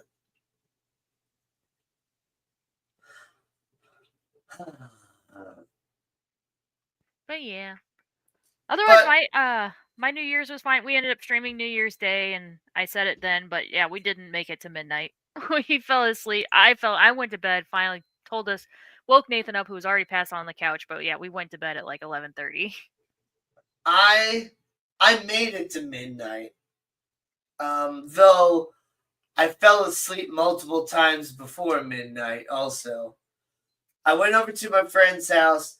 It was supposed to be kind of a small party with a small group of friends, but half of the people ended up canceling. So it just ended up being me going over to my friend's house instead of having anybody else come over. And so his wife wasn't feeling the greatest, so she just was kind of watching her television and laying down in bed. And we're just, we ordered Chinese food, and then we started watching this show called Arcane League of Legends on Netflix. It's based off of League of Legends, which is like a massive multiplayer online game. Mm-hmm. The show's pretty good. It's got these like really interesting sort of like, it's like Fable type animation, where it's like 3D. I don't know. It's really interesting animation style. It's hard to describe it, but it's like kind of steampunky and it's really cool.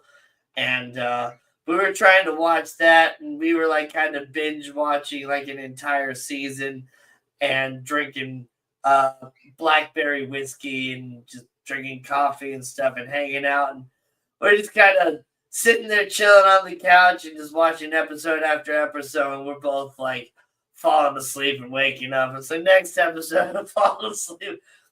Their couch is so comfortable that it is like impossible to stay awake on that couch. Kind of counterintuitive for a piece of furniture that you're supposed to sit and watch movies on if you can't stay awake. Right.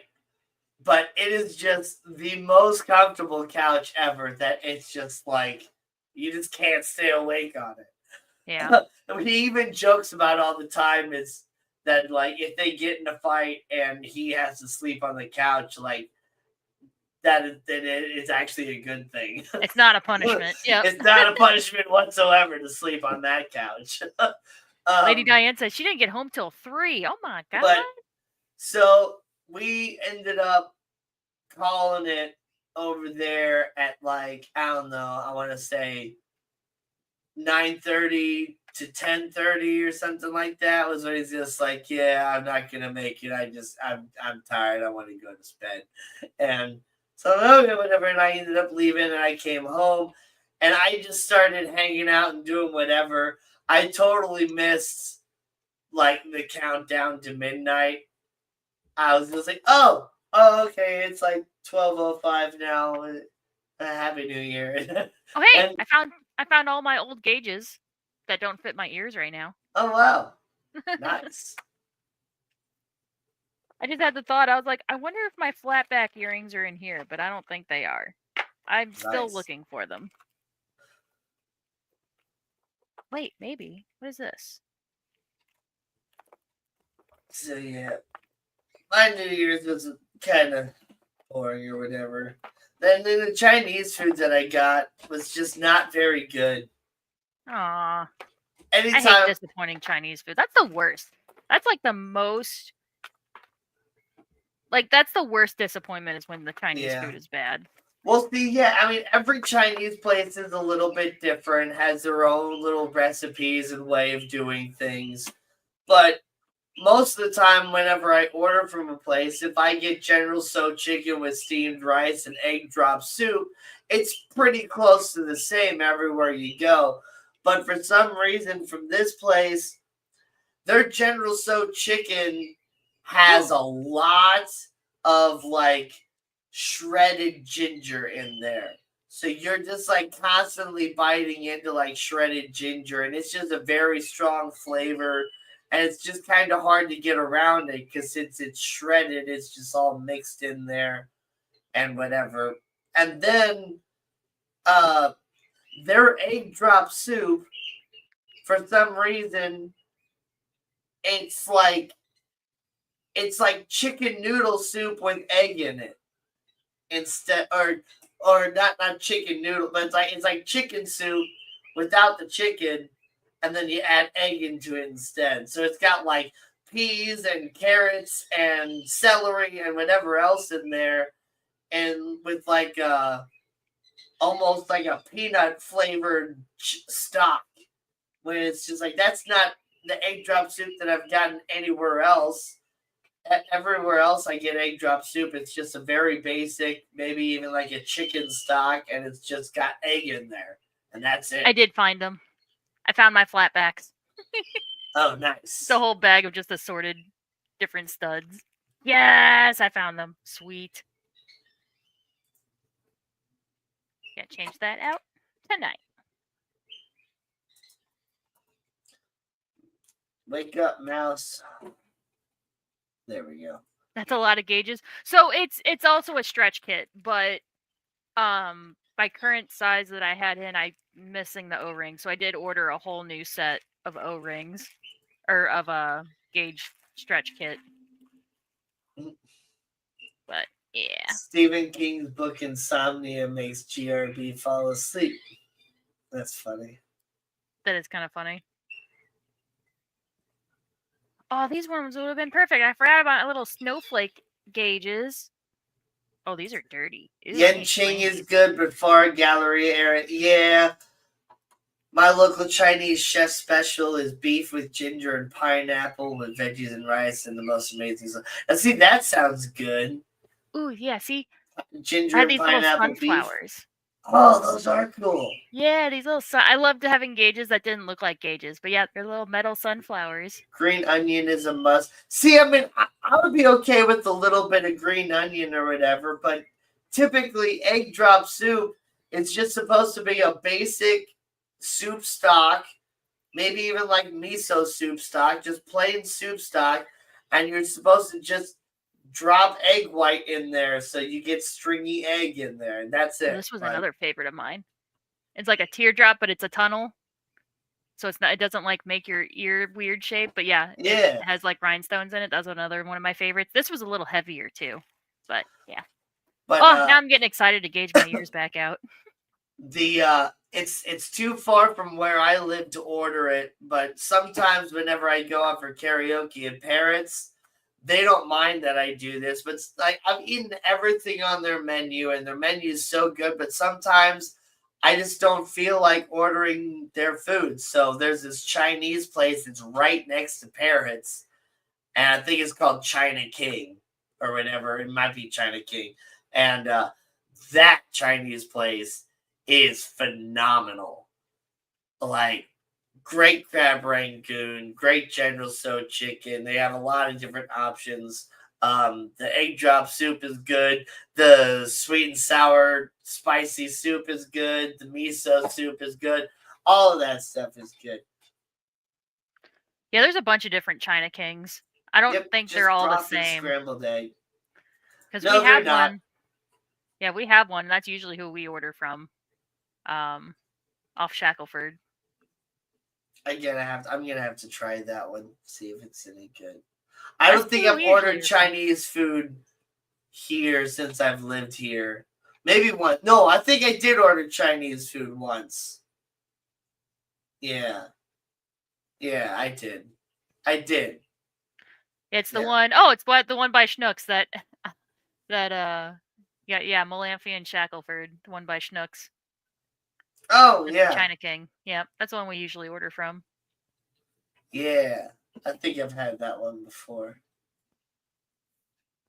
Yeah. I'm going to have to order some of that sometime. Well, they close soon. They close at 10. You better hurry. No, they're not going to fulfill your order at 15 minutes till. Are you kidding? That's a Chinese place. They never turn down $1. That's true. They Very close open to on me. Christmas. Yes. Oh, I love steamed dim sum.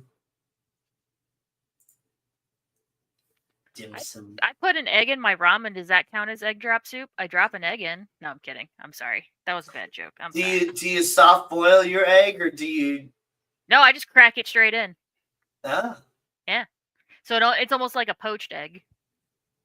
Oh, okay. And then it ends up being like medium cooked because I'll put the ramen in water, put it in the microwave for 2.5 minutes to get the noodles to soft enough to separate, and then I mix in the flavor packet, and then I'll crack 1 or 2 eggs, and then do another 2.5 minutes. You have to watch it though because it will start foaming up and overboil. And then I'll kind of stir up the noodles a little bit, flip the egg over, and then do like another minute or 2, and it ends up being like medium or like a medium to medium hard boil. Wow. I do my ramen way differently. So I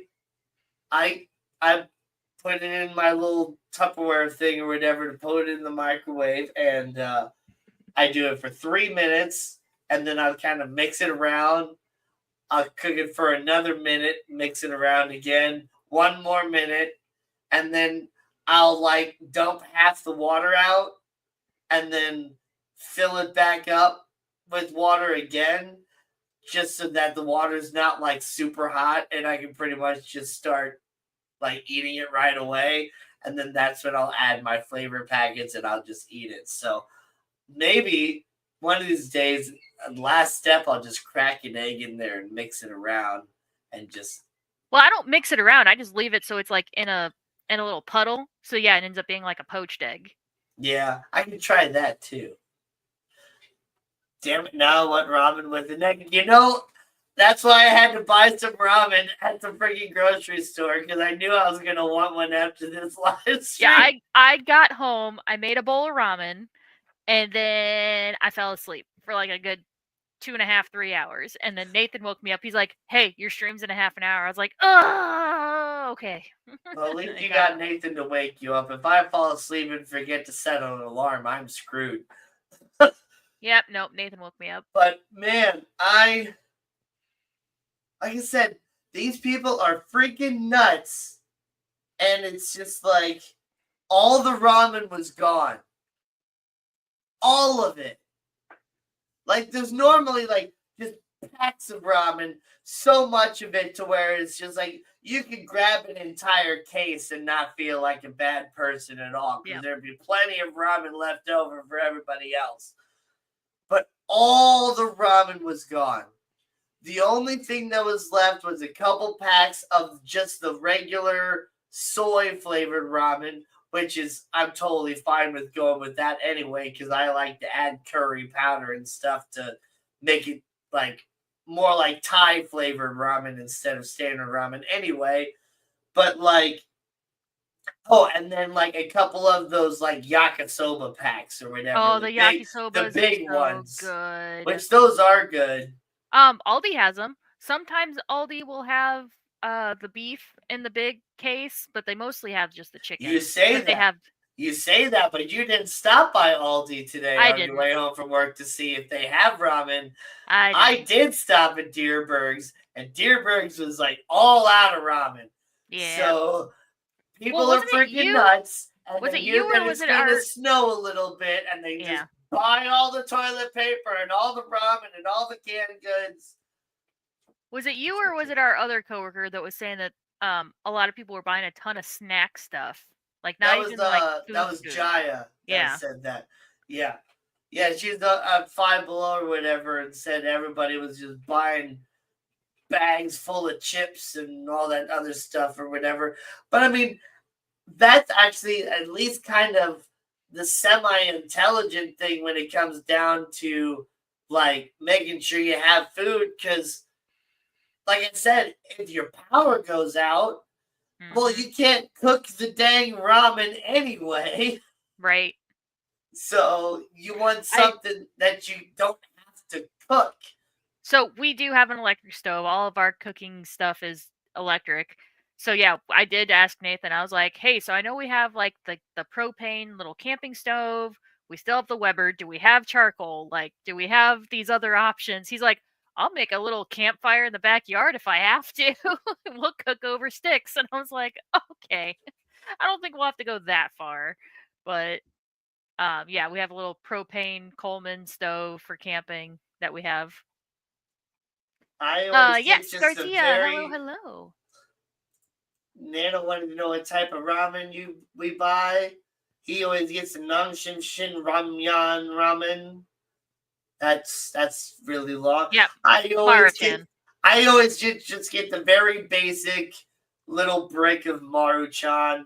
I grew up on the chicken flavor. That was a flavor that we always had when I was growing up.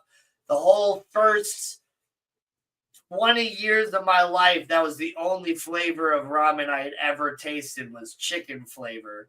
And then, like, I tried beef, and beef was okay. I really liked the shrimp flavor. The shrimp flavor, yep. And I had tried, like, the chili lime before, and the picante chicken's pretty good. But honestly, I think just my favorite flavor was the one that it used to just be called Oriental, but now you can't say Oriental because it's not politically correct anymore. So they changed Oriental to just say soy. And that's what I like. I just like just a plain soy flavored one. And then I add curry powder to it to make it nice and curry flavored. And I basically just turned it into curry. Have you been to Nudo for real ramen? No, I've been to Blue Ocean on the Loop. I have never had real ramen, and that's mainly just because, well, I don't want all that junk in my ramen. I just want noodles. Maybe some meat, maybe an egg, but all that cabbage and ginger and whatever else they throw in there, I don't want all that. I do.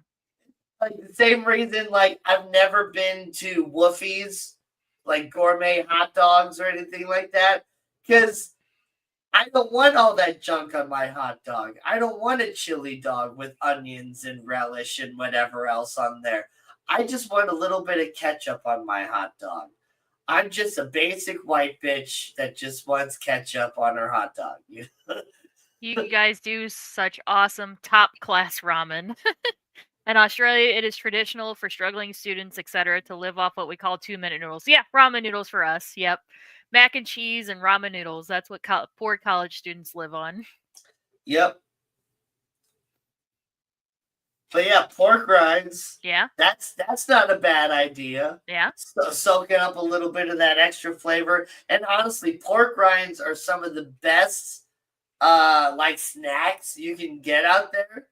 They're actually pretty low in sodium when it comes to snacks like that, potato chips, Cheetos, whatever else, crunchy, salty snacks. They're actually pretty low in sodium because all the sodium is pretty much natural in the pork. There's not a lot added to it.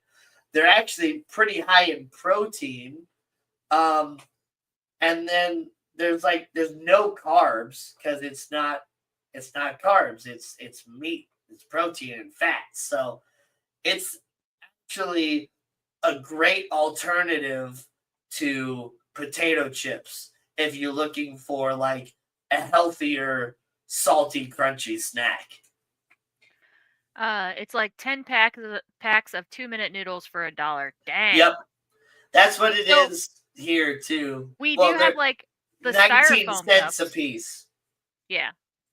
So we do have the styrofoam cups, which I don't like those because I don't like the texture of those noodles that come in the styrofoam cups. Yeah, those have a weird texture, and they always stay that like that corrugated feel. Yeah. Yeah. Oh, Garcia, I had a question about the pork rinds though. Do you like break them up at all, or do you just put them in whole? Because some of those pork rinds are huge.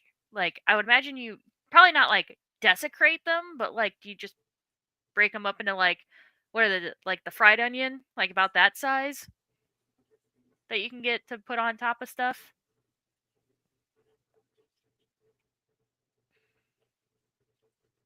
If you If get you a get regular pork ramen, you should not get any of that extra stuff other than egg. Well, good to know. Yep. Good to know. And you can always tell them not to put it on. I could, yeah. I don't like the special order stuff if I don't have to. But yeah, I said I'm just pretty simple. I have like texture issues and stuff. I don't like a lot of my food touching, mixing textures and mixing different flavors. I'm the complete opposite of like my dad. Like my dad can just get a bowl and just go to the freaking buffet and just throw everything into one big bowl and just mix it all together and just eat it. And I can't do that at all. Yeah, But I kind of strategize at like Thanksgiving and stuff. I don't mind if certain foods touch, but yeah, I'm strategizing like, okay, this probably wouldn't taste too bad if the edges touch this food and like, but there is definitely a strategy to it. so yeah, it's like I don't necessarily want the meat in my soup because I don't necessarily want soggy meat like that. But then again, like I don't know. When it comes to ramen, I just want the noodles. Yeah. Same with macaroni and cheese. Like I just want the noodles. I saw this video on like YouTube Shorts. I was flipping through, and it sounded kind of good, but then again, I know I couldn't eat it, and it was kimchi mac and cheese. So he took like a jar of kimchi and he made like this big old thing of macaroni and cheese and like took some of the juice from the kimchi and added it to the cheese to make like the kimchi flavored cheese or whatever. And it's like at that point, I could eat it if it was just like a little bit of kimchi juice in the cheese to make like a spicy kimchi sort of flavor in there. But then after he boiled the noodles, he took all the cabbage and stuff of the actual kimchi and put all that with the noodles and then mixed all the cheese on top. And it's just like, now I can't eat it. because it's got all the cabbage and stuff in there. But it's like if it was just the noodles, I'd be fine with the noodles, but I can't do it with the cabbage and stuff in there. So I just looked up Nudo, the one in Creve Coeur, Lady Diane. Oh, that's right across where I used to work. I think. Gotta try Nudo House. Starbucks. Okay. I love pho. I can walk to my Vietnamese. Where's the Vietnamese place? Oh, I used to work at Cookies by Design, which is right in that same shopping center. Yeah, I guess they weren't open at the time when I used to work there. Yeah, I know exactly where that is. Pho is not all, or pho. Pho is not always a mixture of stuff. It's just a different dialects version of the same thing. Every Asian country, well, every like, gosh, how do I say this without sounding so racist?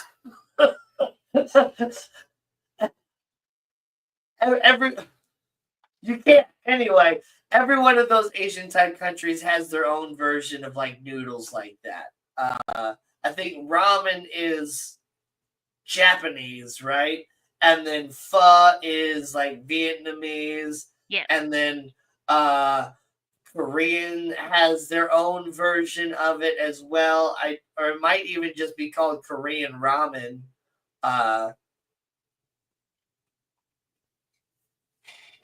Hey, Danny, I comment to Gina question. Yeah, he says he just puts them in and let them soak up after a few seconds, and then you can break it up. Nice. Yeah. But yeah, no, we have a really I just realized I actually have people watching on my side of the channel now. Oh my gosh. Nice. Oh wait, it looks like they might have switched over on the second half. Cool. But yeah, no, the Spot House is my favorite Vietnamese place. Close to our house. It's literally right by Lady Diane's the house. Seafood fuzz to die for, but she's always out of octopus. Well, dang it! I need the octopus. What'd you say it was called, though? The Spot House. The Spot House. It's like a half sports bar, half Vietnamese. Or Thai? Really? Vietnamese. Crap. Not me getting my Asian countries mixed up. Oh!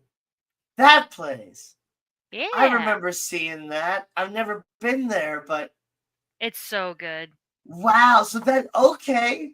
I actually had no idea that was a Vietnamese place. It's literally half and half. You walk in and one half is a sports bar and the other half looks like a Vietnamese restaurant. Like, yeah. Obviously the wife is a Vietnamese sports bar. Yeah, so the wife takes care of the Vietnamese half and they have boba tea. Oh, it's so freaking good. And American menu and a laid back menu with the full bar, happy hour specials, and karaoke. Yes. Yes, the wife is Vietnamese and I think the husband is a Vietnam vet. Yeah, so I think he takes care of the sports side and then she takes care of the restaurant. I wonder if they met when he was in Vietnam. Probably. Okay, so now I'm making ramen. You're welcome. I'm going to make ramen in about 30 seconds here because we are at the end of the live stream. Yep. It's like 30 seconds away. They have karaoke. You beat me. What night? I gotta double check to see what nights they have karaoke on. Because I love different sorts of Asian foods. I love their spice palettes, the heat that they bring from all the different peppers that they grow over there. Like all the food that comes from the Eastern realm of the world, I just love that sort of food. You know, Indian food, Thai food, Chinese food, Japanese food, Vietnamese food, Korean food. It's all so good and so spicy and delicious, and I need me some of that. Thursday nights, well, that doesn't work for me because I already do karaoke on Thursday nights. Well, if you don't feel like driving all the way out to Parrots. Yeah. Yeah. She says they go at least once a week. What days do you guys usually go? We can meet up. Fish Fam, unofficial St. Louis Fish Fam meeting spot. Yeah. We'll have to go and get some Vietnamese pho. It's so funny because she's got all kinds of stuff, and I even, it's so cute. She's so cute too. She'll come over and I'm like, I don't want to butcher it because it's in Vietnamese. Like the title of the dish is in Vietnamese. I'm like, I don't want to butcher it, but I want this one. But how do you like? Can you tell me how do you say it? And she like kind of giggles and she'll say it, and I'll say it back. She's like, yeah. I was like, oh, okay, cool. I'm like, I am ignorant. I'm aware. Can you please teach me? Yeah. I always like to go in and go, ni hao, whenever I go into a Chinese place, and I can tell that there's actual Chinese people that work there. But then they just start talking to me in Chinese. I was like, oh, no, ni I was just saying hi. I'm hao. sorry. I didn't say hello. You're like, no, I was just saying hi. I'm sorry. Yeah. Well, anyway, guys, I gotta double check my schedule to see, because our other manager that works with us, tonight was her last night. So our schedule is gonna be a little bit different this week than it has been. So I gotta double check to make sure that we will be streaming next Saturday. Let me see. Let me look at my next Saturday. Oh no, I think I'm off next Saturday. Oh, so I think you're closing. Yeah, probably. So We'll play anyway, we'll double check, and if you see us next week, you might see us, and if not, you're not, whatever. But anyway, thanks for coming and joining us, and we'll see you next time on another episode of Fish and Friends. So Bye. see ya. So long. Thanks for the fish. Eat that.